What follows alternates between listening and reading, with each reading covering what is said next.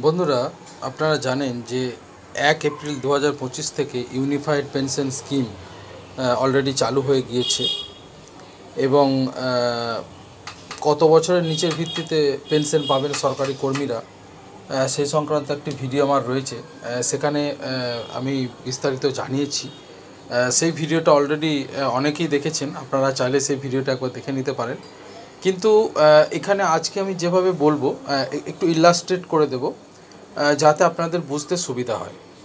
তো একটু আমার বক্তব্যটা শুনে নিন।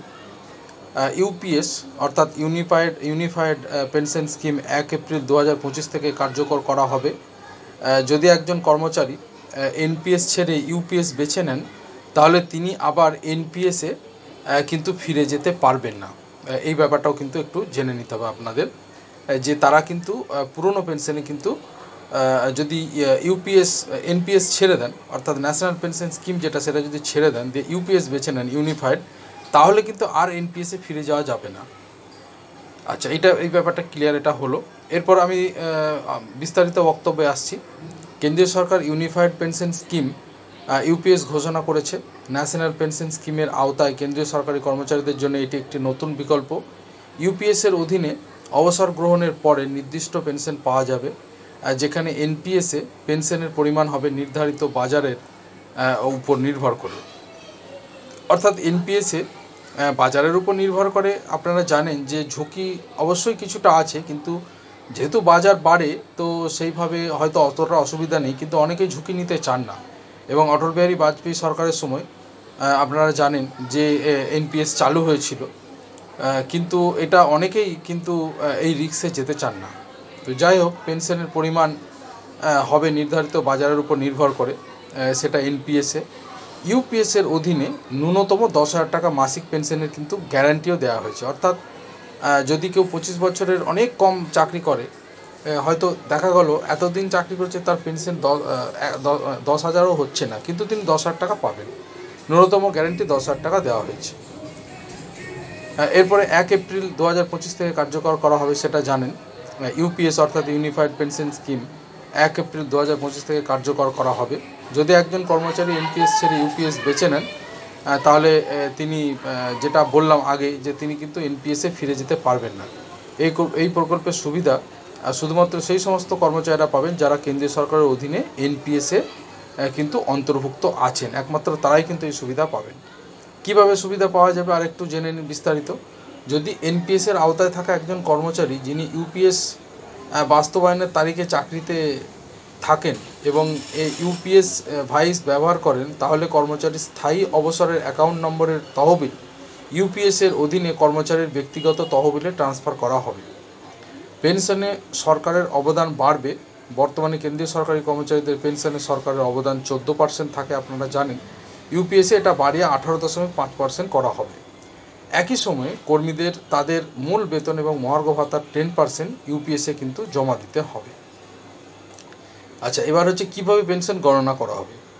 ধরুন ইউপিএসের অধীনে পেনশন কেউ পাচ্ছেন, একটা হিসাবটা ধরুন যদি এইভাবে বলি, যে 50% পাবেন এবং বিগত 12 মাসে তার যে মূল বেতন তার 12 মাসের তাকে 12 দিয়ে ভাগ, অর্থাৎ 50% বলা যায়। অর্থাৎ শেষ যে বেতন তিনি পাচ্ছেন তার 50%।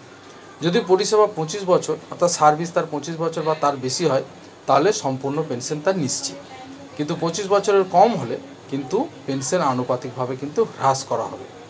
কিভাবে হবে? ধরুন সম্পূর্ণ পেনশনের হিসাবটা দেখে নিন। ধরুন 25 বছর কেউ চাকরি করেছে, তার যদি মূল বেতন শেষ বয়সে যদি 1 লাখ টাকা হয়, তাহলে কিন্তু 50%, অর্থাৎ 1 লাখে 50% মানে সোজা হিসেবে 50,000 টাকা তিনি পেনশন পাবেন।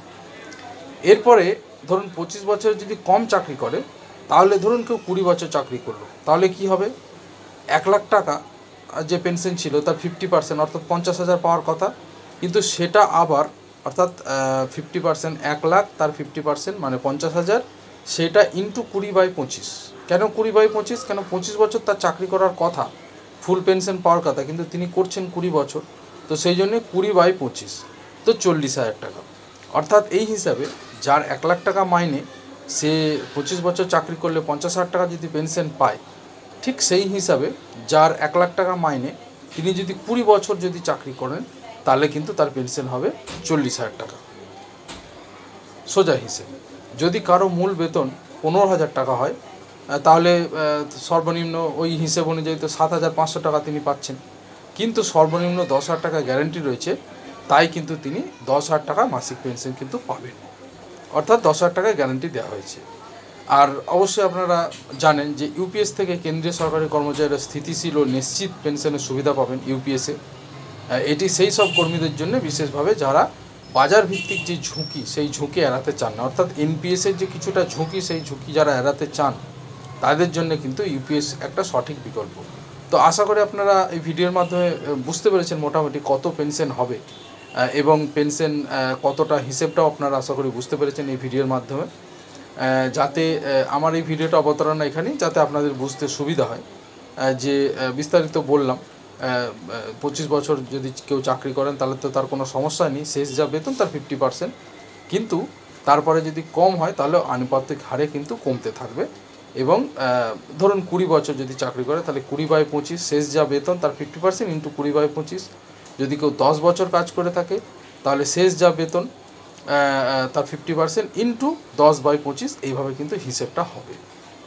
তো আশা করি বন্ধুরা ভিডিওটা আপনাদের ভালো লেগেছে, আশা করব আগামী দিনে আরও বিস্তারিত এই ধরনের ভিডিও আমি আনবো, যাতে আপনাদের এই ধরনের ভিডিও এই তো আনবো এই কারণে যাতে আপনাদের পেনশন বা সরকারি চাকরি সংক্রান্ত সমস্ত ভিডিও সমস্ত তথ্য আমার এই ভিডিওর মাধ্যমে আপনারা পান এই চ্যানেলের মাধ্যমে।